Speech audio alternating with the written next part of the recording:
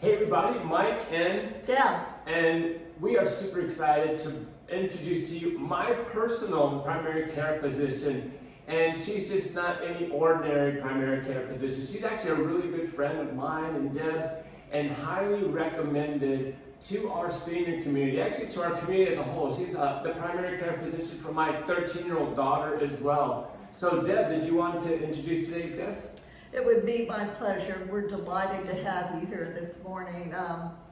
Amy Webster is what we know as an advanced nurse practitioner.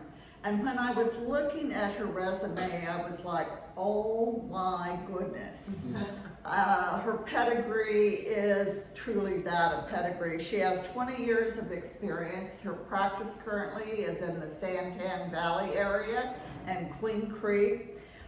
She has had experience in, oh my goodness, let's see, the fields of medicine include cardiac, pulmonary, oncology, in both outpatient and inpatient settings, and also in ICU. Currently, she specializes in adult primary care, and that was one of the reasons that Mike and I were so excited about having her here with us this morning. Because as you know, our passion is for seniors. And I really liked this saying that her thought is that the seniors so often that can't get out, that's the outreach that Amy wants to extend her medical business to, or practice. And I think that's marvelous. And she actually calls it Hope, Heart, Heal. I thought, what a wonderful name to tie into a practice and do what you're doing as far as serving the seniors. So on that note, I'm going to ask you the first question. Right.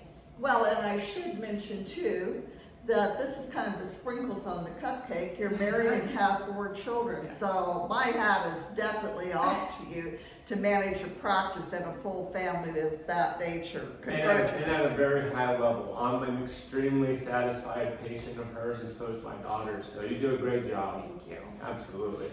And I like the idea that you're bringing care to those that need it most.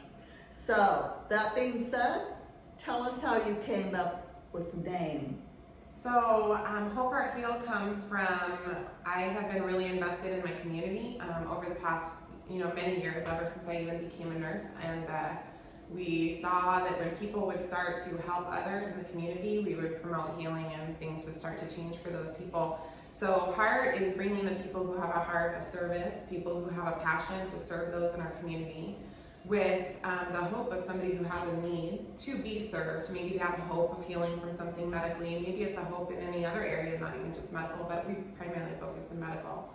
And then we also bring healing. When we put those two together, somebody with the heart and somebody with the hope, it creates healing. And then those people, once they become healed, start to become the heart, and they start to give in, and then it becomes a circle of healing, and it's really awesome to watch.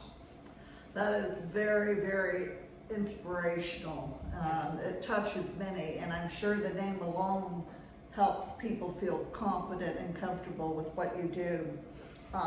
We had mentioned that our passion is for seniors, and that being said, how do you tie in examples of how you serve the seniors? I know you go predominantly into their home, or you'll do telemed.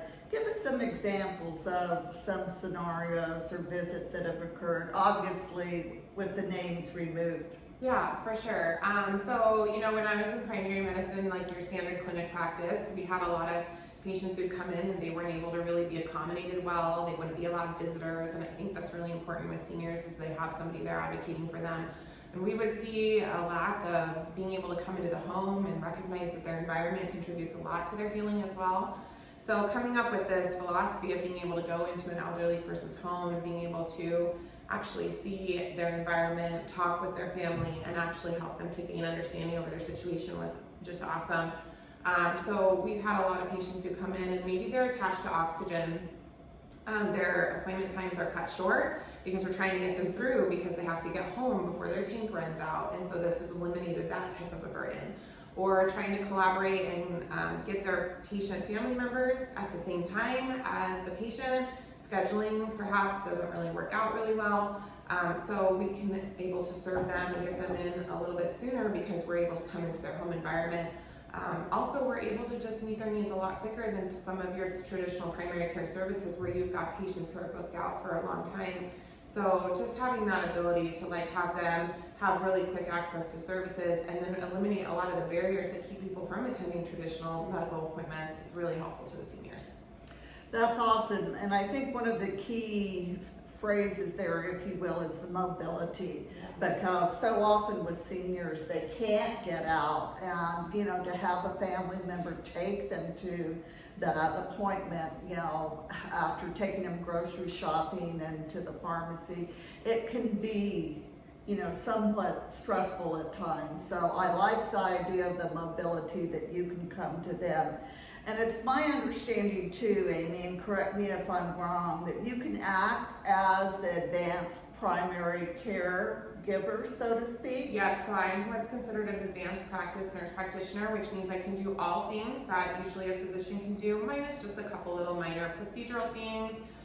They have a wealth of knowledge, and I never want to undercut that a physician has a very different set of skills than I do.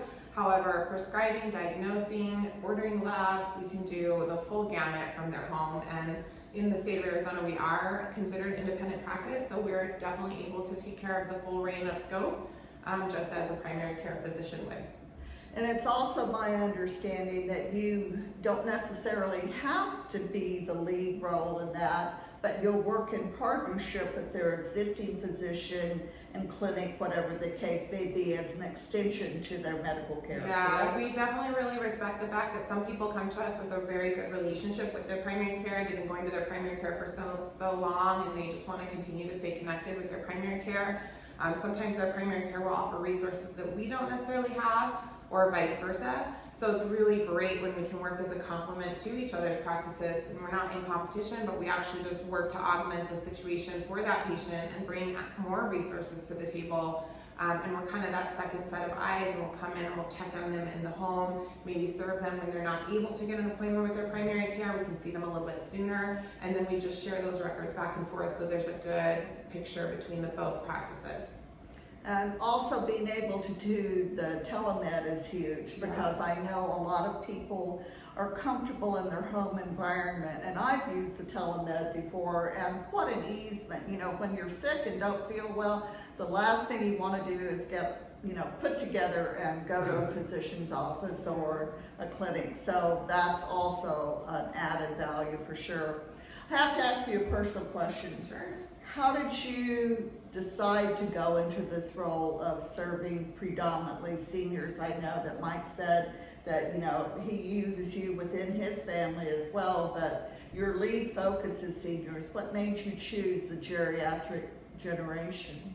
I just really was finding that when I was in clinical practice, we saw a lot of gaps in care, and these patients really become vulnerable. They don't have a lot of access to the resources independently because now they're relying on transportation needs, or they're starting to struggle with memory issues, mobility issues. The dementia is one of the populations we see a lot are significantly impacted, and not taking them out of their home creates a situation where we reduce trauma on them.